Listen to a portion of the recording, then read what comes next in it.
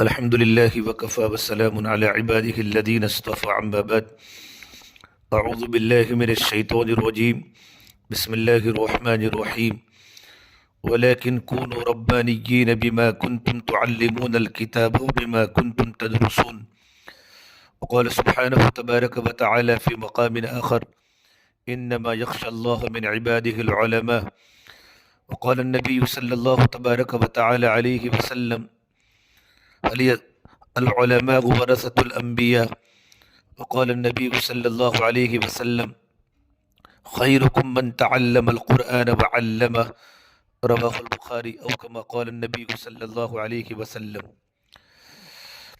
عزیز طلباء کرام اور موقر علماء کرام اور میرے بزرگوں، پروردگار عالم نے ہر انسان کو دو خاص نعمتوں سے نوازا ہے، ایک پھڑکتا ہوا دماغ اور دوسرا دھڑکتا ہوا دل۔ پھڑکتا ہوا دماغ علم الہی کا برتن ہے اور دھڑکتا ہوا دل محبت الہی کا برتن ہے۔ انسان کو چاہیے کہ وہ ان دونوں برتنوں کو بھرا رکھے۔ اگر دل عشق الہی سے بھر جائے لیکن دماغ علم سے خالی ہو تو انسان پھر بھی گمراہ ہو جاتا ہے۔ خالص عشق کا تو انسان کو بدعات سکھاتا ہے، جبکہ علم اس کے اندر توازن پیدا کرتا ہے۔ اور اگر دماغ علم سے بھر جائے اور دل عشق سے خالی ہو تو پھر بھی انسان گمراہ ہو جاتا ہے، خود پسندی اور تکبر کا شکار ہو جاتا ہے۔ شیطان کے پاس علم تو تھا مگر کیوں گمراہ ہوا؟ اس لیے کہ اس میں تھی اور اس نے کہا تھا انا خیر من، کہ میں ان سے بہتر ہوں آدم علیہ السلام سے۔ شیطان کو اس عجیب خود پسندی نے راندے درگاہ بارگاہ الہی سے بنا دیا تھا۔ پہلے دور کے لوگوں میں اور آج کے دور کے لوگوں میں تین واضح تبدیلیاں نظر آتی ہیں۔ پہلی بات تو یہ ہے کہ ہمارے اسلاف ہمارے بڑے اللہ تبارک و تعالیٰ کی معرفت کے حصول کے لیے دن رات فکر مند رہتے تھے، جبکہ آج کا انسان کائنات کی معرفت حاصل کرنے کے لیے فکر مند رہتا ہے۔ سائنسدان کمپیوٹر اسکرین کے سامنے بیٹھے رہتے ہیں تاکہ کہکشاؤں، نظام شمسی اور سیاروں کے بارے میں کائنات کی معرفت پا سکے۔ نمبر دو، دوسری تبدیلی یہ دیکھنے میں آ رہی ہے، ہماری اسلاف جتنی محبت، جتنی محنت اپنی آخرت کو بنانے کے لیے کرتے تھے، جتنا مجاہدہ، آج کا انسان اس درجے کی محنت اپنی دنیا کو بنانے کے لیے کر رہا ہے۔ وہ دن رات دنیا کے پیچھے بھاگتا پھر رہا ہے۔ دنیا اس کے دل میں ایسی رچ بس چکی ہے کہ دن میں تو انسان دکان کے اندر ہوتا ہے لیکن رات کے وقت دکان انسان کے اندر ہوتی ہے۔ انہی سوچوں اور خیالوں میں اس کی رات بسر ہو جاتی ہے۔ پوری رات دل میں دکان اور کاروبار بسا ہوتا ہے۔ میرے بھائیو، تیسری تبدیلی یہ نظر آ رہی ہے، ہمارے اسلاف اپنی روح کو غذا بہم پہنچانے کے لیے جتنی محنت کرتے تھے، آج کا انسان اپنے جسم کو غذا پہنچانے کے لیے اتنی ہی محنت کر رہا ہے، جس کا نتیجہ یہ نکلا کہ روح کمزور ہوتی جا رہی ہے اور جسم کو غذا ضرورت سے زیادہ مل لگی ہے۔ پہلے زمانے میں لوگ کم کھانے کی وجہ سے مرتے تھے اور آج کے دور میں انسان زیادہ کھانے کی وجہ سے مر رہا ہے۔ سب بڑی بڑی بیماریاں زیادہ کھانے کی وجہ سے ہی جنم لیتی ہیں، ہم سب جانتے ہیں۔ افسوس کے ساتھ یہ بات کہنی پڑتی ہے کہ عورتوں کا اتنا وقت مسلح پر نہیں گزرتا جتنا کچن میں کیک اور دیگ بنانے میں گزر رہا ہے۔ میرے بھائی، دنیا میں مختلف تہذیبوں کے جتنے اسکالر گزرے ہیں، انہوں نے بھی انسانیت کی فلاح کے اصول و ضوابط بنائے، اور اللہ تبارک و تعالیٰ کے پیغمبر انبیاء علیہ السلام جب دنیا میں تشریف لائے تو انہوں نے بھی اصول و ضوابط بنائے۔ اسکالر کا وہ طبقہ تھا جس نے اپنی عقل کی بنیاد پر زندگی گزارنے کے اصول وضع کیے۔ عقل کو جگہ فائدہ نظر آیا اس کام کو کر لیا، اور جگہ عقل کو نقصان نظر آیا اس کام سے پیچھے ہٹ گئے۔ دوسرے لفظوں میں وہ عقل کے پجاری ثابت ہوئے۔ اب انسانیت کا ایک طبقہ ان فلاسفروں اور اسکالروں کے پیچھے چل رہا ہے دنیا میں، اور ایک وہ کلمہ گو طبقہ ہے جو انبیاء کرام کے راستے پر چل رہا ہے۔ اس دوسرے طبقے کے لوگ وہ تھے جنہوں نے اپنے قلوب پر محنت کی اور ان کو ایمان حقیقی اور محبت الہی سے اور اپنے دماغ کو وحی کے علوم سے، قرآن کے علوم سے بھر لیا، اور انہوں نے اللہ تبارک و تعالیٰ کی منشا کے مطابق اپنی زندگی گزاری۔ عجیب بات ہے میرے بزرگوں، میرے طلبہ، ان دونوں طریقے زندگی میں تین نمایاں فرق نظر آتے ہیں۔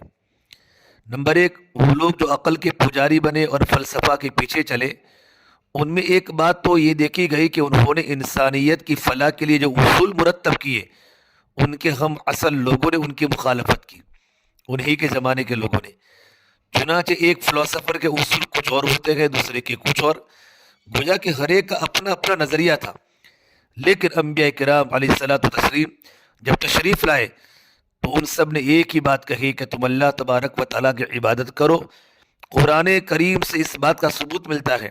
اللہ تبارک و تعالیٰ فرماتے ہیں وَإِلَىٰ مَدْيَنَ أَخَاهُمْ شُعَيْبًا قَالَ يَا قَوْمِ اعْبُدُوا اللَّهَ، ہم نے بھیجا مدین کی طرف ان کے بھائی شعیب علیہ السلام کو، اور انہوں نے کہا اے میری قوم بندگی کرو اللہ کی۔ وَإِلَىٰ ثَمُودَ أَخَاهُمْ صَالِحًا قَالَ يَا قَوْمِ اعْبُدُوا اللَّهَ، اور سمود کی طرف بھیجا قوم سمود کی طرف ان کے بھائی صالح علیہ السلام کو، اور انہوں نے دعوت دی اے میری قوم ایک اللہ کی بندگی کرو۔ سب انبیاء کرام علیہ الصلوۃ والتسلیم نے اپنے سے پہلے نبیوں کی تصدیق کی۔ جس نظریے کا پرچار وہ کرتے تھے ہم بھی اسی نظریے پر کاربن ہیں۔ دوسرا فرق جو ہے میرے بھائیوں، جن فلاسفروں نے اصول و ضوابط پیش کیے، ان کے شاگردوں نے اپنے استادوں کی باتوں کو رد کر کے انہیں ناقابل عمل بنا دیا۔ جیسے کمیونزم ایک طریقے زندگی تھا، لیکن 70 سال کے بعد خود کمیونزم پر چلنے والے لوگوں نے ہی لینن کے مجسموں کو سڑکوں پر گھسیٹا کہ اس آدمی نے ہمیں غلط راستے پر لگایا تھا۔ دوسری طرف جتنے بھی انبیاء کرام تشریف لائے، ان سب کے شاگردوں نے پوری زندگی ان کی تصدیق کی۔ نبی کریم صلی اللہ تبارک و تعالیٰ علیہ وسلم جو کچھ اللہ تبارک و تعالیٰ کی طرف سے لے کر آئے، تمام صحابہ نے اس کی تصدیق کی۔ یہاں تک کہ ابو جہل نے کہا ابو بکر، کیا کوئی بندہ رات کے وقت مکہ مکرمہ سے مسجد اقصیٰ تک جا سکتا ہے؟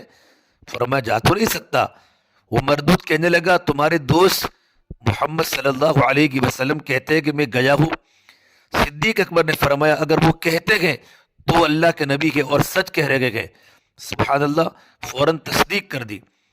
نمبر 3، ایک تیسرا فرق یہ نظر آتا ہے، جن لوگوں نے عقل کی بنیاد پر اصول بنائے، انہوں نے جب بھی کوئی اصول بنایا اور سمجھایا تو انہوں نے اپنے آپ کو آگے پیش کیا اور کہا میں نے یہ سوچا، میں اس نتیجے پر پہنچا، میری ریسرچ یہ بتاتی ہے، میرا تجربہ یہ کہتا ہے، میرا انوبھو یہ کہتا ہے، میرے ذہن میں یہ خیال آیا، میں نے یہ فیصلہ کیا ہے۔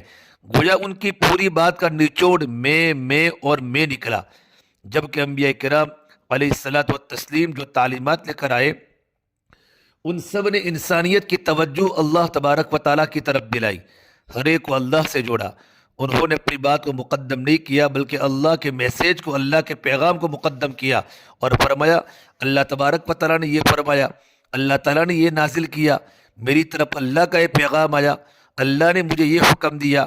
یعنی ان تمام تعلیمات میں انبیاء کرام علیہ الصلوۃ والتسلیم نے انسانیت کو اللہ کے در پر پہنچایا۔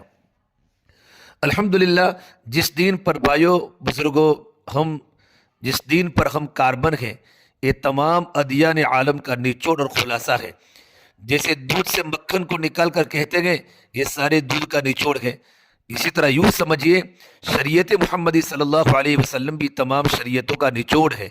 یہ ایسی نعمت ہے جس کے بارے میں اللہ نے فرمایا الیوم اکملت لکم دینکم واتممت علیکم نعمتی ورضیت لکم الاسلام دینا، آج کے دن میں نے تمہارے لیے دین کو مکمل کر دیا اور میں نے یہ نعمت تم پر کھل کر دی، اور میرے دین اسلام تم کو پسند کر کے دیا۔ سبحان اللہ میرے بھائیو، خود اللہ تبارک و تعالیٰ اسے نعمت قرار دیا، قربان جائے اس پروردگار کی فیاضی پر کہ اس نے ہم جیسے گنہگار مسکینوں کو شریعت پر عمل کرنے کی توفیق عطا فرمائی۔ عزیز طلبہ، یہ ایک کامل شریعت ہے، اس شریعت کو جاننے کے لیے علم حاصل کرنا پڑتا ہے، علم کے بغیر شریعت کا پتہ نہیں چلتا۔ یہ جتنے مدرسے کے طلبہ ہیں سارے کے سارے دور و دراز سے یہاں سے اپنے وطن کو، اپنے ماں باپ کو چھوڑ کر یہی اللہ کی صفت علم کو حاصل کرنے کے لیے پہنچے گئے کہ علم کے بغیر نہ شریعت کا پتہ چلتا ہے اور علم کے بغیر نہ اللہ کی معرفت ہمیں ملتی ہے۔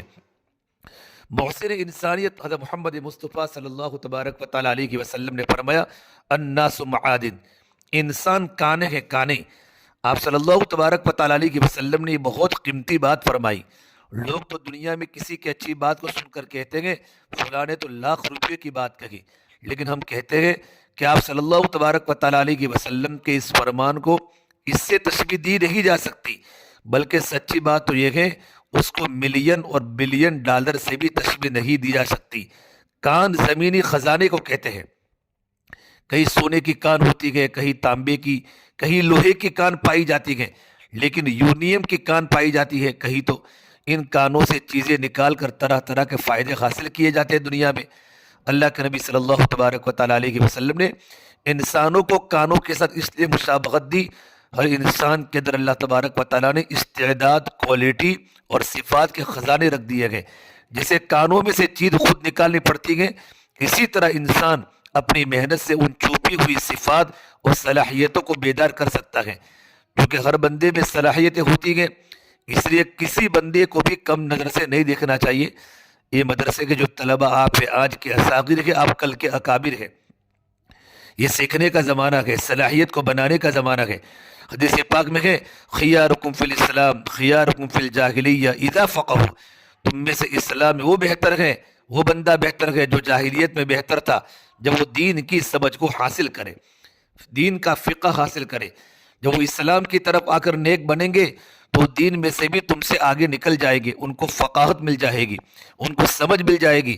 اس لیے ابتدا میں جو ڈاکو کا لیڈر ہوگا، جو توبہ کرے گا تو نیکیوں میں بھی دوسروں سے آگے بڑھ جائے گا، کیونکہ اس کے اندر قیادت کی صلاحیت موجود ہوتی ہے۔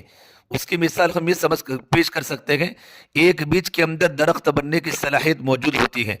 بڑ کا درخت کتنا بڑا ہوتا ہے، وڈلا کا درخت، لیکن اس کا بیج میٹر کے دانے سے بھی چھوٹا ہوتا ہے۔ اتنے چھوٹے سے بیج میں اتنا بڑا درخت بننے کی صلاحیت موجود ہوتی ہے، لیکن ہر بیج درخت نہیں بنتا، صرف وہ بھی درخت بنتا ہے جس کو زرخیز زمین، پانی اور حفاظت کرنے والا مالی ملتا ہے، ورنہ کئی بیج زمین میں پڑے پڑے ضائع ہو جاتے ہیں۔ اسی طرح انسانوں کی یہ خوابیدہ صلاحیتیں تب بیدار ہوتی ہے جب ان کو نیک صحبت مل جاوے، مدرسے کا ماحول مل جاوے، کوئی اچھا استاد اور مربی مل جاوے جو اسے موقع بموقع گائیڈ کرتا رہے۔ نمبر 2، مدرسے کے اصول و ضوابط کی پابندی کرنے والے بنے اور علم کو یکسوئی کے ساتھ حاصل کرے اور نیک علماء کی صحبت میں رہے۔ شاپیق رحمۃ اللہ ایک بہت بڑے بزرگ گزرے ہیں، انہوں نے ہندی زبان میں ایک عجیب شعر لکھا۔ اس شعر کی بنیاد امام ربانی حضرت مجدد الفسانی رحمۃ اللہ علیہ کی یہ بات بنی کہ انہوں نے فرمایا ہر انسان ولی بالقوہ ہے، یعنی اللہ تعالیٰ نے ہر انسان کو اتنی صلاحیت دے رکھی ہے کہ اگر وہ ان کو بروئے کار لائے تو اللہ تعالیٰ کا ولی بن سکتا ہے، مگر ولی بالفعل بننے کے لیے محنت کی ضرورت ہوتی ہے۔ وہ محنت کوئی بھی کر سکتا ہے، اس لیے کوئی اللہ کا خاص ولی بنتا ہے۔ شاپیق اپنا تخلص بیکا لکھتے، انہوں نے شعر لکھا، بیکا بیکا کوئی نہیں ہردی گٹڑی لعل، گیرا کھول نہ جان دے ترت فرن کنگال۔ بیکا کوئی بھی بھوکا نہیں ہے، ہر ایک کے پاس لعل و جواہر ہے، یہ اپنی گٹڑی کی گیرا کو کھولنا نہیں جانتے، اس لیے بیچارے کنگال پھرتے ہیں۔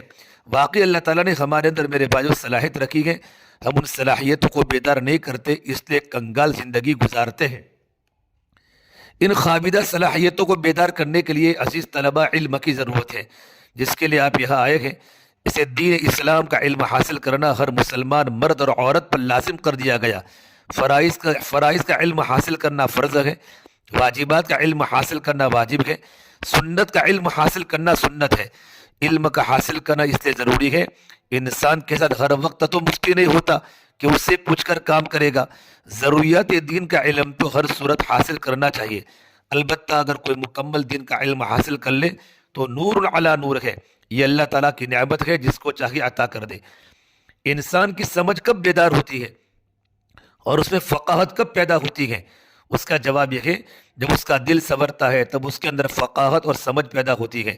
اس لیے قرآن کریم اللہ فرماتے ہیں لہم قلوب یعقلون بہا، ان کے دل ہوتے جو ان کو عقل سکھاتے۔ اللہ تعالیٰ نے گویا عقل کو قلب کا تابع بنایا گیا۔ ہمارے معاشرے میں دل سنوارنے کی جو درسگاہ ہے ان کو خانقاہ کہتے ہیں۔ یہ خانقاہ کسی عمارت کا نام نہیں ہوتا بلکہ شخصیات کا نام ہوتا ہے، وہ لوگ جنہوں نے اپنی مشائخ کی خدمت میں وقت گزارا اور ان سے تربیت پائی، پھر ان مشائخ نے ان کے علم اور عمل کے اندر جوڑا اور ظاہر و باطن کے اندر فرق کو ختم کرتے دیکھا تو انہوں نے تصدیق کر دی، اب یہ بندہ سچ کی زندگی گزار رہا ہے، اب یہ بندہ تربیت پا چکا ہے، اب یہ دوسروں کو اللہ اللہ سکھانے کے قابل ہے۔ اس شخصیت کا نام خانقاہ ہوتا ہے۔ آج میرے بزرگوں، یونیورسٹیوں میں کالجوں میں بھی تعلیم ملتی ہے اور خانقاہوں میں بھی تعلیم ملتی ہے، مگر دونوں میں فرق ہے۔ یونیورسٹی عمارت کا نام ہوتا ہے اور خانقاہ کوئی عمارت نہیں ہوتی بلکہ ایک چلتی پھرتی یونیورسٹی ہوتی ہے۔ یونیورسٹیوں میں ایک خاص وقت کے لیے تعلیم دی جاتی ہے، لیکن ان خانقاہوں میں 24 گھنٹے تعلیم ہوتی ہے، اور جو طلبہ ان خانقاہوں میں آ کر رہتے ہیں وہ 24 گھنٹے کے اسٹوڈنٹ ہوتے ہیں۔ یہ مدرسہ دین ہو یا رات اپنے استاد سے، اپنے شیخ سے دین سیکھ رہے ہوتے ہیں۔ یونیورسٹیوں کا کورس چند سالوں کا ہوتا ہے، مثلا ڈاکٹر چند سالوں میں ڈاکٹر بن جاتا ہے اور اسے چھٹی ہو جاتی ہے، لیکن خانقاہوں کا کورس ایسا ہے کہ ساری عمر چھٹی نہیں ملتی۔ انسان کو ایک کورس پوری زندگی میں قبر میں جانے تک کرنا پڑتا ہے۔ اسے کسی کو پوچھا، گویا امام احمد بن حنبل کو کسی نے پوچھا کہ علم کی انتہا کتنی ہے، تو کہا من المہدی الی اللحدی، علم کو حاصل کرتے رہو گہواری سے لے کر قبر کے گھڑے تک، موت تک میں اور آپ طالب علم ہے۔ یہ خانقاہ ایسی ہیں کہ انسان کو فائدہ مند علوم سے فائدہ حاصل کرنے والا بنا دیتی ہے، اور ان کا جو نقصان کا پہلو ہوتا ہے اس سے بچا لیتی ہے۔ جیسے جسم کے اندر معدہ، جو غذا ہم کھاتے ہیں اس میں کچھ غذا تو وہ ہوتی ہے جو جسم کے لیے فائدہ مند ہوتی ہے، اور معدہ ان غذا کو خون بنا کر جسم کے مختلف اعضاء کو بیچ دیتا ہے۔ لیکن میرے عزیز طلبہ، جو چیزیں نقصان دہ ہوتی ہیں ان کو پیشاب پاخانہ بنا کر خارج کر دیتا ہے۔ گویا غذا کا وہ پہلو جو فائدہ مند تھا اس کو حاصل کر دیا، اور جو نقصان دیتا اس سے بچا لیا۔ مدرسوں میں، خانقاہوں میں بھی یہی ہوتا ہے۔ انسان جو علم حاصل کرتا ہے اس کا فائدہ مند پہلو یہ ہے اس کے دل کے اندر عبادت کا شوق پیدا ہو جائے، اخلاص پیدا ہو جائے، خشوع خضوع پیدا ہو جائے، اور نماز کو اچھے انداز کے ساتھ پڑھنے والا بن جائے، دین کے مٹنے کا درد اس کے دل میں پیدا ہو جائے۔ یہ سب فائدے اسے حاصل ہوتے گئے، مگر اس کا ایک نقصان کا وہ پہلو بھی ہے۔ جب کسی بندے کے اندر علم آتا ہے تو پھر اس کے اندر میں آ جاتی ہے۔ علم کی صفت تعلی ہے اور اس کا ہاضمہ دعوت ہے۔ جو علم اللہ تبارک و تعالیٰ کی صفت ہے، پھر انسان اگر اس کی تربیت نہیں ہوتی تو خود پسندی اور تکبر کا شکار ہو کر اپنی علمیت کو منوانے کی کوشش کرتا ہے۔ ہم چما دیگر نیس کے مصداق، اس کے ذہن میں یہ بات ہے کہ میرے جیسا کوئی مدرسے میں نہیں، میں جیسا پڑھاتا ہوں، جیسا میں پڑھتا ہوں۔ یہود کے اندر علم زیادہ تھا، اس لیے انہوں نے سوچنا شروع کر دیا کہ نحن ابناء اللہ و احباؤہ، کہ ہم تو اللہ کے بیٹے اور اللہ کے محبوب ہیں۔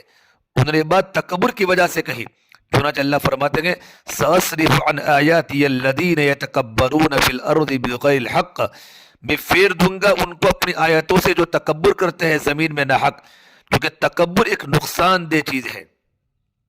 اس لیے خانقاہوں میں علم کے فائدہ مند پہلو کو تو انسان پر لاگو کر دیا جاتا ہے، مگر اس تکبر اور خود پسندی کو اس کے اندر سے نکال دیا جاتا ہے، جس سے انسان کو فائدہ ہو جاتا ہے۔ تکبر اور خود پسندی کا نکلنا بہت مشکل ہے۔ آج تو لوگ ایک اچھا خواب دے کر اپنے معتقد بن جاتے ہیں اور فیصلہ کر لیتے ہیں کہ ہم بڑے پہنچے ہوئے ہیں، حالانکہ وہ کبیرہ گناہوں کے مرتکب ہو رہے ہوتے ہیں۔ شیطان ان کبیرہ گناہ کے ارتکاب کی طرف توجہ نہیں دلاتا بلکہ انہیں اپنا معتقد بنا دیتا ہے۔ انسان اللہ والوں کی خدمت میں آ کر اس نقصان وہ پہلو سے محفوظ ہو جاتا ہے۔ ارے میرے طلبہ، امام ربانی حضرت مجلد حسانی رحمۃ اللہ علیہ نے لکھا ہے انسان مدنی الطبع پیدا کیا گیا ہے، یعنی اکیلے رہنا پسند نہیں کرتا بلکہ مل جل کر رہنا پسند کرتا ہے۔ جب مل جل کر رہیں گے تو پھر ایک دوسرے کے حقوق بھی لاگو ہوں گے۔ اس سے انسان دوسروں کے ساتھ ایسی معاشرت رکھے کہ وہ حسد، کینہ، تکبر اور دیگر اخلاق رذیلہ سے بچ جائے۔ اس مقصد کے لیے اسے تربیت کی ضرورت ہوتی ہے۔ یاد رکھیں، اچھی صفات خود بخود انسان کے اندر آتے نہیں اور برے صفات خود بخود اندر آ جاتے ہیں۔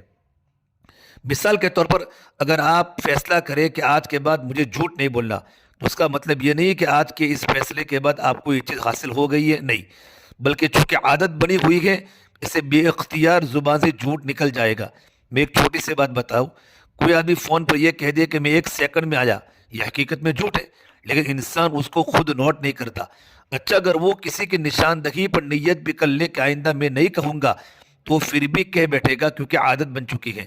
اس سے ثابت ہوتا ہے کہ جو چیزیں عادت بن چکی ہو اس کو چھوڑنا کوئی آسان کام نہیں ہوتا، اس لیے استاد کی ضرورت ہوتی ہے، مربی کی ضرورت ہوتی ہے جو اسے سمجھائے کہ اس وقت آپ ایک غلطی کر رہے ہیں۔ اسی تربیت کا نام تزکیہ ہے، اور خانقاہوں میں یہی تربیت دی جاتی ہے۔ اللہ تبارک و تعالیٰ نے محبوب صلی اللہ تبارک و تعالیٰ علیہ وسلم کی بھی تربیت فرمائی، اور اللہ کے نبی صلی اللہ علیہ وسلم نے صحابہ کی تربیت فرمائی۔ آپ صلی اللہ تبارک و تعالیٰ علیہ وسلم کے تربیت کرنے کے مختلف انداز تھے۔ کبھی صحابہ کرام سے کوئی ناپسند بات سرزد ہو جاتی تو آپ صلی اللہ علیہ وسلم کے چہرے انور پر ناگواری کے آثار ظاہر ہوتے تھے، جس کی بنیاد پر صحابہ کرام سمجھ لیتے تھے کہ حضور ناراض ہے۔ نمبر 2، بسا اوقات آپ صلی اللہ تبارک و تعالیٰ علیہ وسلم کوئی بات دیکھتے تھے تو خاموشی اختیار فرماتے۔ آپ صلی اللہ علیہ وسلم کی خاموشی صحابہ کرام کے لیے برداشت کرنا مشکل ہو جاتی تھی۔ بعض اوقات آپ صلی اللہ علیہ وسلم اپنی زبان مبارک سے بھی صحابہ کرام کی اصلاح فرمایا کرتے تھے۔ کبھی خاموش رہ کر تربیت فرمائی، کبھی بات بتا کر تربیت فرمائی۔ ایک صحابی نے کوئی سوال پوچھا، اس کے بعد پھر سوال پوچھا تو آپ نے فرمایا تم مجھ سے اس وقت تک نہ پوچھو جب تک میں تم سے کوئی بات نہ کہوں۔ تم سے پہلی قوموں پر اسی لیے عذاب اتارا کہ وہ اپنے نبیوں سے کثرت سوالات کیا کرتے تھے۔ کبھی آپ صلی اللہ تبارک وسلم درخت کی ٹہنی ہلائی اور جب پتے گرے تو سمجھا کہ جو آدمی نماز پڑھتا ہے اس کے گناہ اس طرح جڑ جاتے ہیں جس طرح پتجھڑ کے موسم میں درختہ کے پتے جڑ جاتے ہیں۔ کبھی کسی کو نہر کی مثال دے کر سمجھایا، اگر کسی کے گھر کے سامنے نہر ہو اور اس میں 5 دفعہ غسل کرے تو کیا اس کے بدن پر میل کچل رہے گا؟ صحابہ کی جماعت نے عرض کیا، نہیں یا رسول اللہ۔ فرمایا اسی طرح جو انسان 5 وقت نماز پڑھتا ہے وہ بھی گناہوں کی میل کچل سے پاک ہو جاتا ہے۔ تو عزیز طلبہ، اللہ تعالیٰ نے اپنا پیغام انبیاء کرام کے دلوں پر نازل فرمایا۔ اللہ فرماتے فَإِنَّهُ نَزَّلَهُ عَلَىٰ قَلْبِكَ، بے شک اس نے قرآن کریم کو نازل کیا اپنے آپ کے قلب پر۔ تو وحی کا تعلق دل کے ساتھ ہوتا ہے، عقل کے ساتھ نہیں ہوتا۔ وحی کا تعلق دل کے ساتھ ہوتا ہے کیونکہ وحی دلوں پر اترتی ہے، وحی کا تعلق عقل سے نہیں ہے۔ ہم نقل کے تابع ہیں، عقل کے تابع نہیں ہے۔ اس لیے جو علوم انسان کو قلب کے ذریعے سے ملے گے وہ ٹھوس اور پکے ہیں، اور جو علوم انسان کو عقل کے ذریعے سے ملتے ہیں وہ پختہ نہیں ہوتے۔ ایک بات کے بعد عقل دوسری بات سوچتی ہے، پھر تیسری بات سوچتی ہے، لہذا انسان عقل کے اوپر اپنی زندگی کی بنیاد نہیں باندھ سکتا۔ عزیز طلبہ، انبیاء کرام علیہ الصلاۃ والتسلیم علوم دینیہ دوسرے انسانوں کو سکھائے۔ انہوں نے اس پیغام خداوندی کی وضاحت فرمائی لِتُبَيِّنَ لِلنَّاسِ مَا نُزِّلَ إِلَيْهِمْ، تاکہ آپ بیان کر دے لوگوں کے سامنے وہ جو کچھ جو ان کی طرف نازل کیا گیا۔ اس لیے علوم صداقتوں و سچائیوں پر مبنی ہے۔ قرآن و حدیث کے علوم جو اللہ تعالیٰ نے اپنے بندوں تک پہنچائے ہیں، ان سچائیوں کی تعلیمات کے مطابق زندگی گزارنے والے لوگ ہمیشہ کامیاب رہتے ہیں۔ ان الہامی علوم سے فائدہ اٹھانے کے لیے انسان کو اپنے آپ کو ستھرا کرنا پڑتا ہے تاکہ گناہوں کی میل کوچل اتر جائے۔ جب تک انسان کا من ستھرا نہ ہو اسے علوم فائدہ نہیں دیتے۔ چنانچہ جب اللہ کے نبی صلی اللہ تبارک و تعالیٰ علیہ وسلم تشریف لائے تو آپ کے مقاصد میں ایک مقصد یہ بھی تھا وَيُزَكِّيهِمْ، آپ ان کو صاف ستھرا فرمائیں گے۔ اسی حکم کی بنا پر نبی کریم صلی اللہ تبارک و تعالیٰ علیہ وسلم نے صحابہ کرام کی جماعت کا تزکیہ فرمایا۔ یہ تزکیہ ہم میں سے ہر ایک کے لیے حاصل کرنا انتہائی ضروری ہے۔ جب انسان کا تزکیہ ہو جاتا ہے تو پھر یہ علوم انسان کے اندر اپنے اثرات چھوڑتے ہیں، قلب کے اندر ایمان بڑھتا ہے، محبت الہی بڑھتی ہے، خوف خدا بڑھتا ہے، خشیت الہی بڑھتی ہے، اس کا دل سنور جاتا ہے، ایسا کہ انسان کامیاب زندگی گزارتا ہے۔ عزیز طلبہ، قرآن مجید کی ایک آیت میں ایمان والوں کی 2 نشانیاں بتلائی۔ اب ہم ان نشانیوں کو اپنی زندگی میں تلاش کریں۔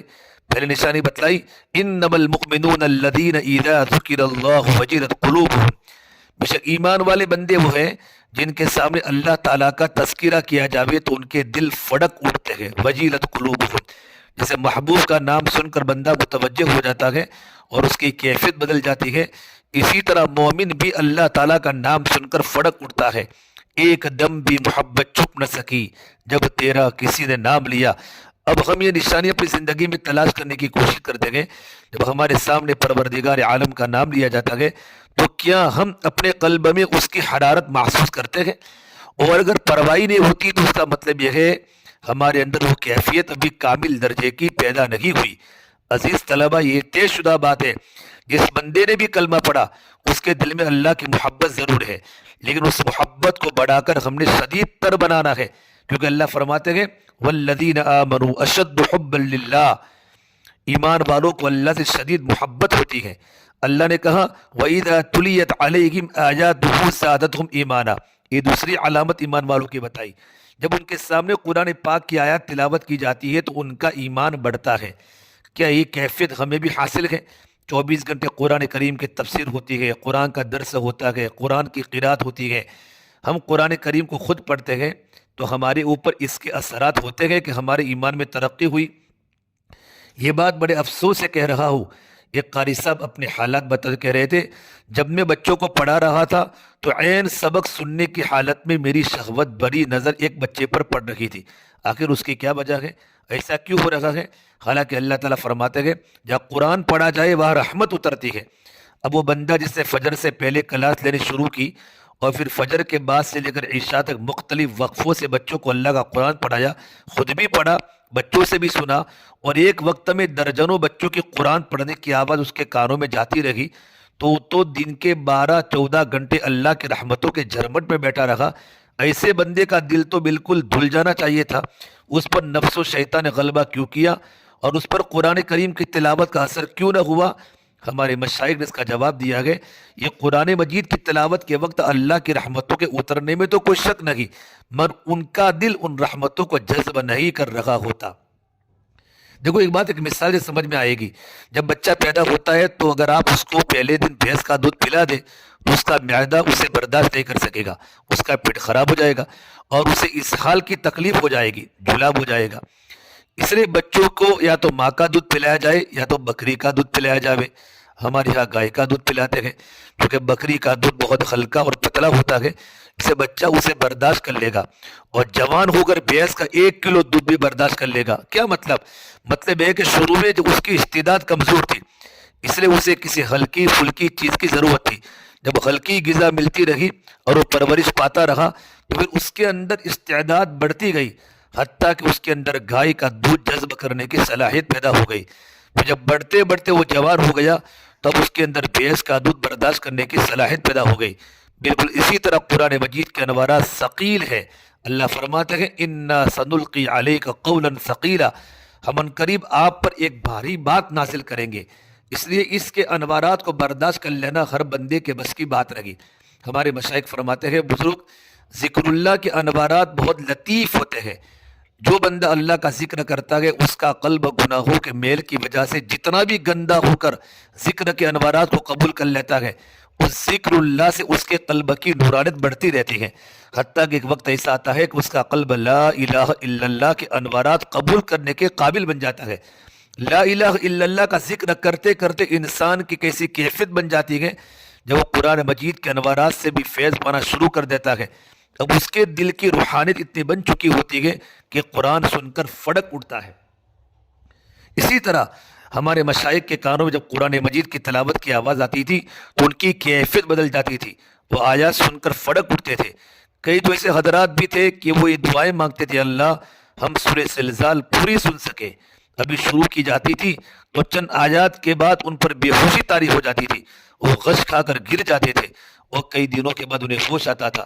اللہ کے نبی صلی اللہ تبارک و تعالیٰ علیہ وسلم نے ایک بار تہجد کی نماز میں ایک آیت پڑھی، ان لدینا انکالا وجحیما وطعاما ذا غصۃ وعذابا علیما، ہمارے پاس البتہ بیڑیا ہے اور آگ کا ڈھیر اور کھانا گلے میں اٹکنے والا اور دردناک عذاب۔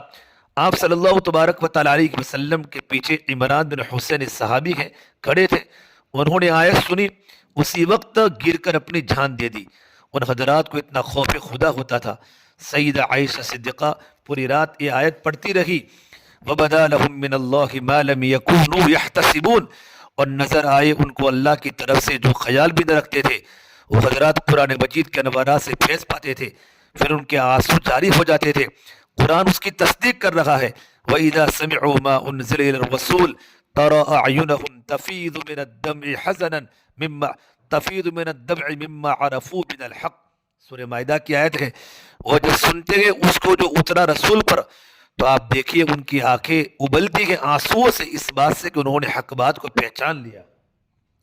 عزیز طلبہ، کیا آج میری اور آپ کی کیفیت ہے؟ اگر یہ ہماری کیفیت نہیں ہے تو یہ اس بات کی نشاندگی ہے ابھی ہمیں محنت کرنے کی ضرورت ہے۔ 9 سال کا کورس پورا کرنے کا نام علم نہیں ہے۔ اگر قرآن پڑھتے سنتے ہوئے ہمارے اندر شہوات زائل نہیں ہو رہی تو اس بات کی علامت ہے ابھی بھی ہمیں اپنے دل کو صاف کرنے کی ضرورت ہے۔ کسی روحانی ڈاکٹر سے اپنا چیک اپ کرانے کی ضرورت ہے۔ اگر نہیں کروائیں گے تو ان نجاستوں کو اپنے ساتھ قبر میں لے کر جائیں گے۔ سیدنا عمر رضی اللہ تعالیٰ عنہ حدیث جبرائیل کے راوی ہے، وہ فرماتے ایک صاحب اللہ کے نبی کی خدمت میں آئے، ان کے کپڑے سفید تھے اور بالے کالے بال تھے، چہرہ تر و تازہ تھا۔ وہ حضور کی خدمت میں اس طرح بیٹھ گئے کہ انہوں نے اپنے گھٹنے اللہ کے نبی کے گھٹنوں کے ساتھ اتحیات کی شکل میں بٹھا کر ملا دیے، اور انہوں نے آ کر آپ صلی اللہ تبارک و تعالیٰ علیہ وسلم سے سوال کیے۔ پہلا سوال کہ مل ایمان، ایمان کیا ہے؟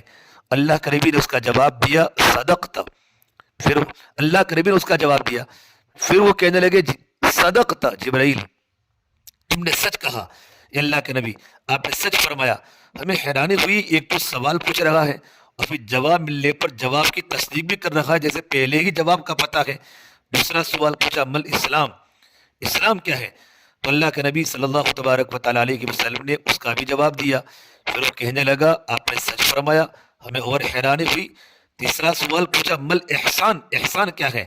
تو آپ صلی اللہ علیہ وسلم نے اس کو جواب دیا ان تعبد اللہ کأنک تراہ فإن لم تکن تراہ فإنہ یراک، یہ کہ تو اللہ کی عبادت ایسے کر جیسے کہ تو اسے دیکھ رہا ہے، اور اگر تو ایسا نہیں دیکھ سکتا تو یوں سمجھ کر کہ اللہ تعالیٰ تو تجھے دیکھ رہا ہے۔ انہوں نے اس جواب کی بھی تصدیق کی، صدقت یا رسول اللہ، اور چلے گئے۔ صحابہ کرام رضی اللہ عنہم ان کی گفتگو سے حیران تھے، یہ بندہ قریب کا ہی لگتا ہے، کیونکہ اس کے کپڑوں اور بدن کے آثار دور آنے والے کے نہیں تھے، کپڑے بالکل صاف ستھرے تھے، مگر چونکہ ہم میں سے اسے کوئی جانتا نہیں، اسے قریبی کیسے ہو سکتا ہے؟ اور اگر یہ دور سے آیا گیا تو اس کے کپڑوں اور چہروں پر گردہ کے نشان کیوں نہیں؟ اس زمانے میں کوئی کاریں تھوڑی تھی، گھوڑوں پر سفر تھا، اونٹوں پر سفر تھا، مٹی بہت تھی تو کپڑے میلے ہوتے تھے، گرد و غبار ہوتا تھا۔ وہ یہی سوچ رہے تھے کہ آپ صلی اللہ تبارک و تعالیٰ علیہ وسلم نے فرمایا ھذا جبرائیل اتاکم یعلمکم دینکم، یہ جبرائیل تھے، اتاکم یہ اس لیے آئے تھے یعلمکم دینکم، یہ تمہیں تمہارا دین سکھائے۔ غور کیجئے، جبرائیل آ کر 3 سوال پوچھتے ہیں۔ اللہ کے نبی صلی اللہ تبارک و تعالیٰ علیہ وسلم ارشاد فرماتے ہیں جبرائیل تمہیں تمہارا دین سکھانے کے لیے آئے تھے۔ اب اس حدیث میں چند باتیں قابل توجہ ہیں۔ پہلی بات تو یہ ہے کہ جبرائیل علیہ السلام اپنی مرضی سے نہیں آئے، کیونکہ فرشتوں کی صفت ہے لا یعصون اللہ ما امرہم ویفعلون ما یؤمرون، اللہ ان کو جو حکم کرتا ہے اس کی نافرمانی نہیں کرتے، اور وہی کچھ کرتے ہیں جن کا ان کو حکم دیا جاتا ہے۔ معلوم ہوا حضرت جبرائیل علیہ السلام خود نہیں آئے تھے بلکہ انہیں اللہ تبارک و تعالیٰ نے بھیجا تھا۔ دوسری بات یہ کہ سوال بھی جبرائیل نے خود نہیں پوچھے بلکہ خود اللہ تعالیٰ سے سوال پوچھوائے، اللہ تعالیٰ نے سوال پوچھوائے۔ پروردگار عالم نے پسند کیا کہ صحابہ کرام کو ان باتوں کا پتہ چل جائے، اس لیے اللہ تعالیٰ نے جبرائیل علیہ السلام کو ایک ذریعہ بنا دیا۔ تیسری بات یہ کہ اللہ کے نبی صلی اللہ تبارک و تعالیٰ علیہ وسلم نے ارشاد فرمایا یہ جبرائیل تمہیں تمہارا دین سکھانے کے لیے آئے تھے۔ اس کا مطلب یہ کہ تینوں سوال دین ہے۔ اس سے معلوم ہوا مل احسان والی کیفیت حاصل کرنا بھی دین ہے، یہ دین سے باہر کی کوئی چیزی ہے۔ جو اسے دین سے باہر کی چیز سمجھے گا اس کا دین ادھورا رہ جائے گا۔ دین اس وقت تک کامل ہوگا جب ایمان، اسلام اور احسان تینوں کی کیفیت حاصل ہوگی۔ عزیز طلبہ، اب آپ اپنی نمازوں پر غور کریں۔ حدیث پاک میں دو کیفیتیں بیان کی گئی، یا تو اس طرح عبادت کرو جیسے تم اللہ کو دیکھتے ہو، یا پھر یوں کرو جیسے اللہ تمہیں دیکھتے ہیں۔ اگر ہماری نماز میں نہ تو پہلی کیفیت ہے نہ ہی دوسری کیفیت، تو پھر ہم کیسی نمازیں پڑھتے پھر رہے ہیں؟ معلوم ہوا کہ ہماری نمازوں نہ پہلی والی حالت پر ہے نہ ہی دوسری حالت والی ہے۔ پھر تیسری حالت والی نمازیں کیسے قبول ہوگی جو دنیا کے خیالات سے بھری ہوئی ہوگی؟ ہمیں اپنی نمازوں پر محنت کرنے کی ضرورت ہے، یا تو ہمیں مشاہدہ کی کیفیت حاصل ہو جائے، اگر وہ حاصل نہیں ہوتی تو کم از کم مراقبہ کی کیفیت ہی حاصل ہو جائے۔ جیسے ہمارے اسلاف اپنی نمازوں پر خوب محنت کیا کرتے تھے۔ شاہ اسماعیل شہید رحمۃ اللہ علیہ نے ایک مرتبہ 100 رکعتیں صرف اس لیے پڑھی تاکہ ماں سوا کے خیال کے بغیر اللہ کی حکم نماز کو ادا کر سکے، مگر ان کے ہر دفعہ کوئی نہ کوئی خیال آ جاتا۔ 100 رکعتیں ادا کرنے کے بعد بڑے متفکر ہوئے کہ میں نے 100 نفل بھی پڑھے اور میں 1-2 رکعت بھی ایسی نہ پڑھ سکا جس میں باہر کا کوئی خیال نہ آیا ہو۔ چنانچہ سید احمد شکیل رحمۃ اللہ علیہ کی خدمت میں اپنے شیخ کی خدمت میں حاضر ہو کر عرض کیا، حضرت میں نے 100 رکعت اس نیت سے پڑھی کہ مجھے کم از کم 1-2 رکعت ایسی نصیب ہو جائے جس میں اللہ کے غیر کا کوئی خیال نہ آئے۔ مجھے ہر دفعہ کوئی نہ کوئی خیال آتا رہا، اب میں پریشان ہوں کہ میری نماز کیسے بنے گی۔ تو شاہ احمد شکیل رحمۃ اللہ نے فرمایا، اچھا تم تہجد میں ہمارے ساتھ کھڑے ہو کر نماز پڑھ لینا۔ چنانچہ شاہ اسماعیل شکیل رحمۃ اللہ علیہ نے سید احمد شکیل رحمۃ اللہ علیہ کے مصلی کے قریب آ کر تہجد کی نیت باندھ لی۔ ان کی صحبت کا یہ اثر تھا، کبھی پہلی رکعت کا سجدہ ادا نہیں کیا تھا کہ ان کی طبیعت میں رقت پیدا ہو گئی، پھر اتنا روئے کہ ان کے لیے نماز کا سلام پھیرنا مشکل ہو گیا۔ 100 رکعت اپنے طور پر پڑھی تو کچھ نہ بنا، اور طبیب کے پاس آ کر 2 رکعت کی نیت باندھی تو ایسا گریا طاری ہوا کہ سلام پھیرنا مشکل ہو گیا۔ تو یہ حضرات زندگی کے اعمال کو بنانا سکھاتے تھے۔ یہ کہ میرے بھائیو، ان دونوں کی قبریں بالاکوٹ کی پہاڑیوں پر ہیں۔ ہندوستان کی آزادی میں سکھوں سے مقابلہ کرتے کرتے دونوں اللہ کے راستے میں شہید ہو گئے۔ عزیز طلبہ، علماء کرام علوم نبوی کے وارث ہیں، مشائخ حضرات کیفیات نبوی کے وارث ہیں۔ ہمارے جو اساتذہ کے علماء یہ علوم نبوی کے وارث ہیں، اور ہمارے جو بزرگ مشائخ جو خانقاہوں میں پیر ہیں، یہ کیفیات نبوی کے وارث ہیں۔ اگر کسی نے اللہ کے نبی کی توقل دیکھنی ہو تو وہ کتابوں سے تھوڑا ملے گی، ان کو مشائخ کی زندگی میں دیکھنا پڑے گا۔ اگر ذوق دیکھنا ہو، اگر انقطاع المخلوق کو دیکھنا ہو، اگر محبت الہیہ کی کیفیت کو دیکھنا ہو، اگر اللہ کے نبی کے قلب اطہر کی کیفیت کا کوئی نمونہ دیکھنا چاہے تو اسے مشائخ کی صحبت اختیار کرنی پڑے گی، بزرگوں کی صحبت میں رہنا پڑے گا۔ کچھ ایسے خوش نصیب حضرات ہوتے ہیں جو علوم کے بھی وارث ہوتے ہیں اور کیفیات کے بھی وارث ہوتے ہیں۔ اللہ تعالیٰ ان کو حامل کامل بنا دیتے ہیں۔ ہمیں ایسا بننا ہے مدرسے کی 4 دیواری میں ہمیں بھی اللہ کے نبی کے نقش قدم پر چلتے ہوئے انابت اللہ کی کیفیت پیدا ہو جائے۔ ایک مدرسے کے 9 سالہ 10 سالہ 12 سالہ جو ہمارا مدرسے میں رہنا ہوتا ہے، وہ کیفیات علم کو حاصل کرتے کرتے بن جانی چاہیے۔ یہ محنت کرنی پڑے گی۔ جو مدارس میں آئے تو ہمارا اصل مقصد یہی ہے، ہم نے یہاں سے فقط الفاظ پڑھ کر نہیں جانا۔ فقط علم پر مغفرت ہوتی تو پھر شیطان کی مغفرت ہم سے پہلے ہو جاتی، اس لیے کہ وہ ہم سے بڑا عالم ہے۔ معلوم ہوا فقط علم کی بات نہیں ہے، اس علم پر عمل کی بات ہے، اور عمل پر اخلاص کی بات ہے۔ عمل پر اخلاص کی بات ہے، تب جا کر علم کا اصل مقصود حاصل ہوتا ہے۔ اس کا بہترین طریقہ یہ ہے، جب ہم اساتذہ کے سامنے پڑھنے بیٹھیں تو اس نیت سے بیٹھیں ہم نے جو کچھ پڑھنا ہے اس پر اخلاص کے ساتھ عمل کرنا ہے، اور ہم جو کچھ سنیں گے اس پر عمل کریں گے۔ یہ نہیں کہ ہم سارا علم پڑھ کر عالم بن لیں اور پھر اکٹھا عمل کر لیں گے فراغت کے بعد۔ اگر یہ نیت کر لیں گے تو شیطان کے بہکاوے میں آ جائیں گے، پھر شیطان عمل کی توفیق نہیں ہونے دے گا۔ عزیز طلبہ، یہ وقت بہت بڑا قیمتی ہے، تربیت کا زمانہ ہے، پڑھنے کا زمانہ ہے۔ اچھی طرح علم حاصل کرے اور اپنی دل کی کیفیات کو بناوے۔ کسی آدمی نے حضرت مولانا محمد قاسم صاحب نانوتوی رحمۃ اللہ سے پوچھا، حضرت دین کی جو کتابیں آپ نے پڑھی وہی کتابیں آپ کے دوسرے ساتھیوں نے بھی پڑھی، لیکن اللہ نے جو مرتبہ آپ کو دیا ہے وہ کسی اور کو نہیں دیا، اس کی کیا وجہ ہے؟ حضرت مولانا محمد قاسم نانوتوی رحمۃ اللہ علیہ نے عجیب جواب دیا کہ میرے ساتھیوں نے قرآن مجید کو اس نیت سے پڑھا ہم معارف قرآن کو جان لیں، حقائق قرآن مجید سے واقف ہو جائے، قرآن کریم کے نکات ہمیں ملے، اس لیے ان کو حقائق تو مل گئے مگر وہ نعمت نہ ملی جو اللہ نے مجھے عطا کی۔ اس نے پوچھا، حضرت آپ کو یہ نعمت کیسے ملی؟ فرمانے لگے، جب بھی قرآن کو پڑھا ہمیشہ اس نیت سے پڑھا، یہ اللہ تیرا غلام حاضر ہے، تیرا حکم جاننا چاہتا ہے، جس کو یہ اپنی زندگی میں عمل میں لے آئے۔ یہی چیز صحابہ کرام کے اندر تھی۔ سیدہ صدیق اکبر رضی اللہ تعالیٰ عنہ نے 2.5 سال کے اندر سورہ بقرہ مکمل کی، 2.5 سال میں۔ حالانکہ عربی زبان تو ان کی مادری زبان تھی، ان کے حافظے کتنے مضبوط تھے، ان کو نحو صرف کی ضرورت نہیں تھی، پھر 2.5 سال کیسے لگے؟ معلوم ہوا وہ حضرات ایک ایک آیت پڑھتے تھے اور اس پر عمل کرتے تھے، ادھر ان کی صورت مکمل ہوتی، ادھر ان کا عمل اس صورت پر مکمل ہوتا تھا۔ کیا کبھی ہم نے اس نیت سے قرآن مجید کو کھولا؟ اس محنت کو کرنا چاہیے، اس محنت کو کیے بغیر وہ کمال حاصل نہیں ہو سکے گا جو ہمارے اسلاف کو حاصل تھا۔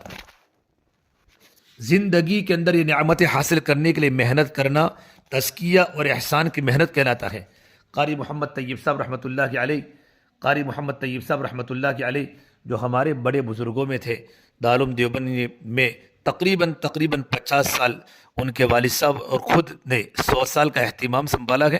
بہت حسین و جمیل تھے، ان کی طبیعت میں نفاست بھی بہت تھی، وہ اچھے اور صاف کپڑے پہنتے تھے، دیکھنے والے حیران ہو کر کہتے تھے ما ھذا بشر ان ھذا الا ملک کریم، یہ تو کوئی انسان نہیں بلکہ معزز فرشتہ ہے۔ وہ اپنا واقعہ خود لکھتے ہیں کہ میں چھوٹی عمر میں ہی محتمم بن گیا، چھوٹی عمر اور محتمم، اس کی وجہ سے ان میں کچھ خود پسندی سی آ گئی تھی۔ یہ محتمم کا لفظ ہم سے بنا، یہ ہم عربی زبان کا ہے، اردو کا نہیں۔ اردو کے ہم کا مطلب ہوتا ہے ہم ہی ہم ہے، اور عربی کے ہم کا مطلب غم ہوتا ہے، کیونکہ ان کی عمر چھوٹی تھی اس لیے ان میں غم والے ہم کی بجائے ہم ہی ہم والا ہم تھا۔ ان کی بیعت کی نسبت حضرت اقدس تھانوی رحمۃ اللہ علیہ کے ساتھ تھی۔ جب انہوں نے محسوس کیا کہ میرے اندر خود پسندی آ گئی ہے تو انہوں نے حضرت اقدس تھانوی علیہ رحمہ کو خط لکھا، حضرت میں اپنے اندر یہ چیز محسوس کرتا ہوں۔ حضرت مولانا اشرف علی تھانوی رحمۃ اللہ علیہ تو بڑے حکیم تھے، فرمایا سب کچھ چھوڑ کر ہمارے پاس آ جاؤ طیب۔ چنانچہ انہوں نے اہتمام کو چھوڑا اور حضرت کے پاس گئے۔ حضرت مولانا تھانوی رحمۃ اللہ علیہ نے ان کے لیے علاج تجویز فرمایا۔ دیکھو عزیز طلبہ، جو حاذق طبیب ہوتا ہے نا، وہ بندے کی بیماری کے مطابق دوا دیتا ہے۔ انہوں نے ان کے ذمے ڈیوٹی لگائی، خانقاہ میں جو لوگ آتے ہیں وہ اپنے جوتے اتار کر مسجد میں داخل ہوتے ہیں، آپ ان کے جوتوں کو سیدھا کرنا ہے۔ اب دیکھو مولانا اشرف علی تھانوی جیسا پیر اور دارالعلوم دیوبند کے محتمم، کتنا بڑا عہدہ۔ اب نوجوان اور اتنی اختیارات کے مالک، اتنے علم والے قاری صاحب، ان کو جوتے سیدھے کرنے پر لگا دیا۔ شروع میں طبیعت کو ناگواری تو محسوس ہوئی، مگر شیخ کے حکم پر جوتے سیدھے کرنے شروع کر دیے۔ حضرت تھانوی رحمۃ اللہ علیہ ان پر نظر رکھی کیسے جوتے سیدھے کرتے ہیں۔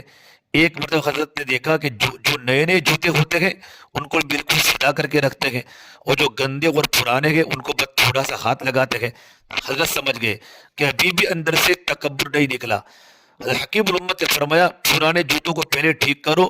فرماتے بس حضرت کا یہ حکم ہونا ہی تھا کہ میرے اندر سے عجب اور تکبر سب کچھ نکل گیا۔ چند دن جوتیاں سیدھی کرنے نے میرے من کے اندر سے تکبر کو بالکل ختم کر دیا۔ عزیز طلبہ، یہی تربیت تھی جو ہمارے بڑوں نے بڑوں کی۔ یہ لفظ جس کا مادہ کا با رو ہے۔ تکبر ایک ایٹمی گناہ ہے، یہ بڑی بہت بری بیماری ہے۔ حدیث پاک میں ہے لا يدخل الجنت من کان فی قلبہ مثقال ذرۃ من کبر، وہ آدمی جنت میں کبھی داخل نہیں ہو سکتا جس کے دل میں ذرہ برابر تکبر ہوگا۔ مثقال ذرہ کے الفاظ بتا رہے، تکبر ایک ایٹمی گناہ ہے۔ جیسے لوگ ایٹمی اسلحہ سے بڑا ڈرتے ہیں، اسی طرح اس گناہ سے بھی انسان کو بچتے رہنا چاہیے، کیونکہ جس طرح ایٹمی اسلحہ بہت زیادہ تباہی پھیلاتا ہے، اسی طرح تکبر بھی انسان کو اتنا نقصان دیتا ہے کہ اس کا سارا کرایہ تباہ کر کے برباد کر لیتا ہے، تباہ کر کے رکھ لیتا ہے۔ اس سے مشائخ اس پر محنت کرتے ہیں تاکہ انسان کے اندر سے یہ بیماری نکل جاوے۔ بڑے بڑے مشائخ نے اپنے آپ کو تربیت کے لیے پیش کیا۔ حضرت مولانا عبد الرحمن صاحب کابل پوری رحمۃ اللہ علیہ جو مدارس سہارنپور کے شیخ الحدیث تھے، وہ بخاری شریف پڑھاتے تھے۔ بخاری شریف پڑھانے میں ان کا اتنا بڑا شہرہ تھا کہ لوگ ہزاروں میل دور سے ان کے پاس بخاری شریف پڑھنے کے لیے مظاہر علوم سہارنپور جاتے تھے۔ اور اسی وقت جب وہ بخاری شریف کے استاد تھے، انہوں نے اقدس تھانوی کو خط لکھا اور اپنے آپ کو بیعت کے لیے پیش فرما دیا۔ آخر کوئی نعمت ہوتی جس کی تلاش میں ان کو بھی اپنے آپ کو پیش کرنا پڑا۔ سید سلیمان ندوی رحمۃ اللہ علیہ کون نہیں جانتا، بہت بڑے عربی داں، بہت بڑے عالم دین، لیکن وہ بھی حضرت تھانوی کے دستے اقدس پر بیعت ہوئے۔ حضرت مفتی محمد حسن امرتسری رحمۃ اللہ علیہ نے دارالعلوم دیوبند سے پڑھا، دارالعلوم دیوبند ہی میں پڑھانے لگ گئے۔ مفتی اور استاد حدیث تھے، مگر محسوس کرتے تھے جو کیفیت اندر ہونی چاہیے وہ نہیں ہے۔ چنانچہ اسی فکر کے ساتھ حضرت اقدس تھانوی رحمۃ اللہ علیہ کی خدمت میں حاضر ہوئے۔ اس سے انہوں نے بیعت کی اور حضرت کے اجل خلفاء میں سے ہوئے۔ خود حضرت تھانوی رحمۃ اللہ علیہ کی سینکڑوں کتابیں ہیں، ان کی ایک کتاب علمی اعتبار سے ایک مقام رکھتی ہے۔ حضرت انور شاہ کشمیر رحمۃ اللہ علیہ اپنے شاگردوں کو منع فرما کرتے تھے کہ اردو زبان کی کتابیں مت پڑھا کرو، کیونکہ ان میں علم نہیں ہوتا، بلکہ عربی کے اصل ماخذ کی طرف رجوع کیا کرو۔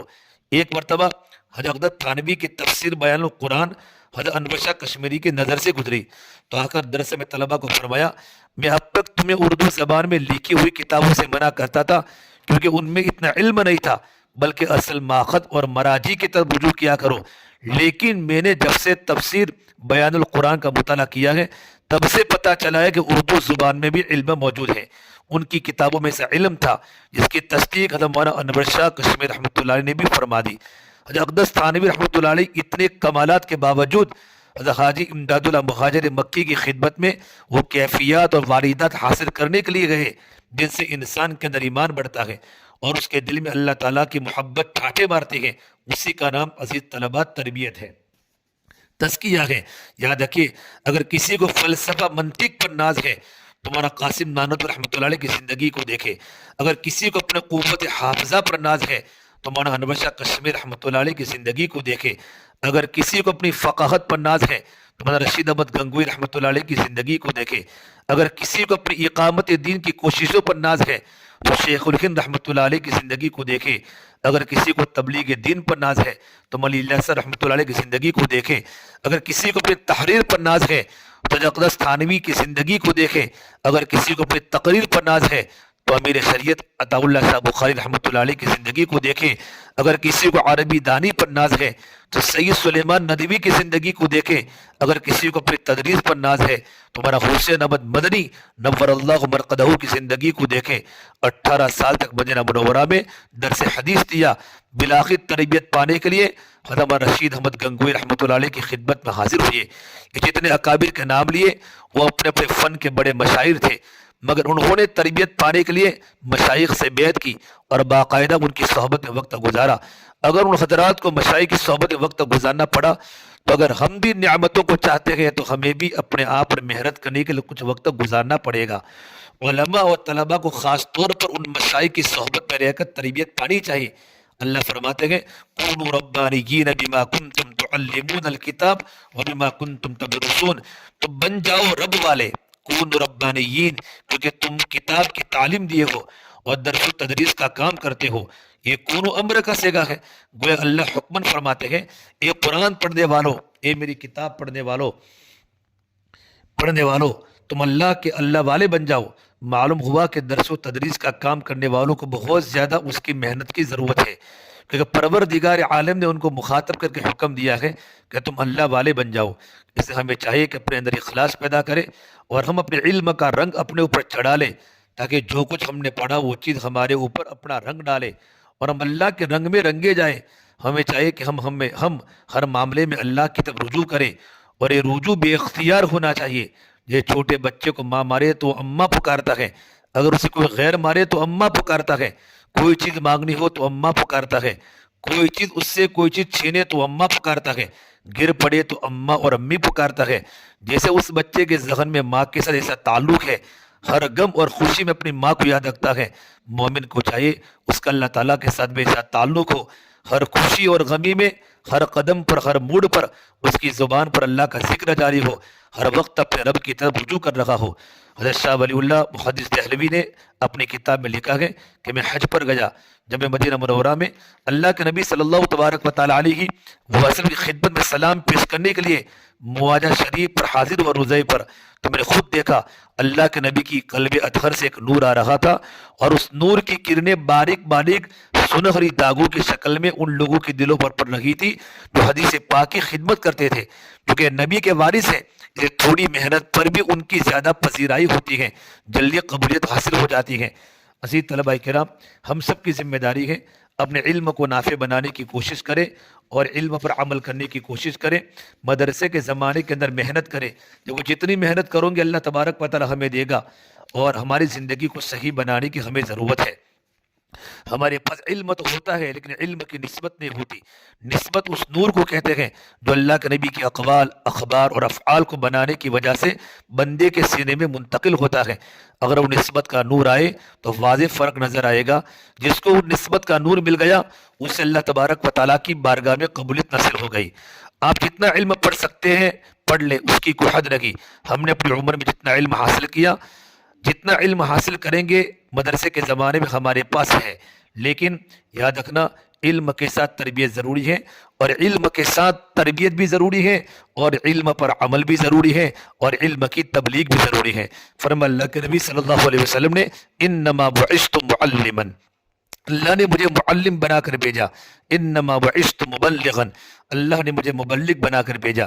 اس لیے ہماری ذمہ داری، جتنے علوم ہمارے پاس ہیں، علوم کی تبلیغ کرنا ہماری ذمہ داری ہے۔ ہر نبی نے اپنے علوم کو امت تک پہنچایا اور اپنی قوم کی فکر کی، اپنے قوم کے ساتھ رہے، قوم سے اختلاط کیا اور اس عجیب انداز سے افہام و تفہیم کے ذریعے اپنی قوم کو سمجھایا، ترغیب کا فضائل والا علم سے، بشارتوں والے علم سے اپنے قوم کو آگے بڑھایا۔ نبیوں کی محنت کی ترتیب ہوتی ہے، انی لکم ناصح امین، نبی خیر خواہ ہوتے ہیں۔ ہماری ذمہ داری ہے ہم پڑھنے کے زمانے میں یکسوئی سے علم حاصل کریں، اور عصر کے بعد جب چھٹی کا وقت ہوتا ہے، مدرسے کے اطراف میں جتنی دکانیں کہ ہم دو دو کی تین تین کی جوڑی بنا کر ان کے سامنے بہت سے مسلمان ہیں جو کلمہ نہیں آتا، ان کو کلمہ سکھاوے، نماز سکھاوے، اللہ کی بڑائی ان کے سامنے بولے، گناہوں سے بچنے کی تاکید کرے۔ اور اس کی مشق کے لیے میں نے آپ کو دو باتیں بتائی، ہمارے زندگی میں رنگ چڑھے اس کے لیے اللہ والوں کی صحبت میں جاوے، امت کا درد آ جائے اس کے لیے اللہ کے راستے میں وقت نکالے۔ اور مدرسے کے اندر بھی ہمارا رمضان کی چھٹیاں 2 مہینے کی ہوتی ہیں، ہمارے اکابر نے تمام مدارس کا سفر کیا۔ ابن عباس میں جس وقت ہمارے اکابر آئے، اس وقت آپ کے مدرسے کی تعطیلات تھی، اس لیے ہمارے جو طلبہ فارغ ہوتے ہیں، جن کو عالمیت مکمل ہوتی ہے، وہ سال اللہ کے راستے میں لگاوے، اور مشکات تک کے جو طلبہ ہیں وہ سالانہ چھٹیوں میں چلہ لگاوے۔ اس کے لیے ضروری ہے اپنی تربیت حاصل کرنا۔ بڑی تعداد میں علماء سال میں چل لگے ہیں، ایک فکر آتی ہے، کام کرنے کا ڈھنگ ملتا ہے، اور چونکہ عوام کے سر رہنے کی وجہ سے ان کی ناگواریاں، ان کی جہالت ہمارے سامنے آتی ہے، تو ہم میں صفت حلم بھی پیدا ہوتا ہے، صبر بھی پیدا ہوتا ہے۔ آپ نے جب کام شروع کیا، ساری دنیا میں باطل تھا، بیت اللہ میں 360 بت تھے، اتنی باطل کی طاقت تھی، لیکن آپ کی محنت ہوئی، آپ پر ہزاروں قسم کی ناگواری آئی، آپ صبر کرتے رہے، لوگوں کے طعنے سنے، اور تکلیف اتنی ہی، آپ نے فرمایا جتنی مجھے تکلیف اللہ کے راستے میں دی گئی اتنی کسی کو نہیں دی گئی، جتنا مجھے ڈرایا گیا، جتنی دھمکیاں مجھ پر آئی اتنی کسی نبی پر نہیں آئی۔ لیکن تربیت کرتے کرتے وہ دین آپ نے دیکھا کہ حجت الوداع کے موقع پر آپ کے ساتھ 1.25 لاکھ سے بھی زیادہ صحابہ کا مجمع تھا۔ یہ آپ کی محنت کا اثر تھا کہ صحابہ کرام کی وہ زندگیاں بنی، اور صحابہ کرام نبی والے غم کو لے کر پوری دنیا میں گئے، اور ملکوں میں جا کر صحابہ نے قبریں بنائی۔ علامہ محمد امام شافعی، بلکہ امام شافعی نے ایک جگہ پر لکھا ہے کہ صرف مدینہ طیبہ کا جو قبرستان بقی ہے اور جنت المعلا جو مکہ میں ہے، 10,000 صحابہ کی قبریں، امام مالک فرماتے ہیں 10,000 صحابہ کی قبریں ملتی ہیں، باقی صحابہ کی قبریں ملکوں میں ملے گی۔ وہ علم کی نسبت کو لے کر اور ذکر کی نسبت کو لے کر وہ علم کی تبلیغ کے لیے دنیا میں گئے، بصرہ میں، کوفہ میں، عراق میں، مدائن میں، شام میں، اور نامعلوم افریقہ کے صحراؤں میں، صحابہ چائناؤں میں صحابہ کی قبریں بنی ہیں۔ جوان جوان بیویوں کو صحابہ نے چھوڑا، اور موتا میں ہزاروں صحابہ اور تعاون میں شہید ہو گئے۔ ابو عبیدہ بن جراح، مدینے کے بڑے عالم معاذ بن جبل کہاں ہے؟ اردن میں ہے، ان کا بیٹا عبد الرحمن اردن میں ہے۔ یمن میں حضور نے تبلیغ کے لیے ان کو بھیجا تھا، اور آپ نے عجیب عجیب باتیں بتائی تھی۔ طلبہ، بہت وقت ہو چکا ہے، عصر کی اذان کا وقت ہے، ہم سب کی ذمہ داری ہمارے طلبہ 1 سال اللہ کے راستے میں لگاوے، اور 1 سال لگنے کی بنیاد پر بہت بڑی آپ کو کام کرنے کا طریقہ، کام کرنے کا رنگ آپ پر چڑھے گا۔ ایک تو آپ کا دل بنے گا اللہ والوں کی صحبت میں، اور اس کی وجہ سے آپ کی تھوڑی محنت پر نامعلوم مجمع کے مجمع اٹھیں گے۔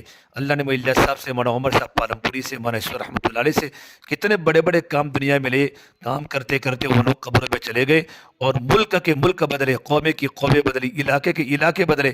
ہمارے قریب میں وڈالے کے مولانا شریف صاحب تاجپور رحمۃ اللہ علیہ 35 سال تک رمضان کی چھٹیاں ہوتی تھی، طلباء کی جماعت کو لے کر جاتے تھے، کبھی گھر پر عید نہیں کی ہے، اور یہ کام کرتے کرتے اللہ کے پیارے ہو گئے۔ ان کے انتقال پر ہزاروں نوجوان دھاڑے مار کر رو رہے تھے۔ اسے عزیز طلبہ، ہمارے دہلی کے جتنے طلبہ وہ کھڑے ہو جاؤ، ان کی ترتیب سال کی بنے گی، باقی طلبہ کرام چلے کے اب بتاؤ جتنے طلبہ ہے خاموش سے بیٹھے رہو، کھڑے ہو جاؤ۔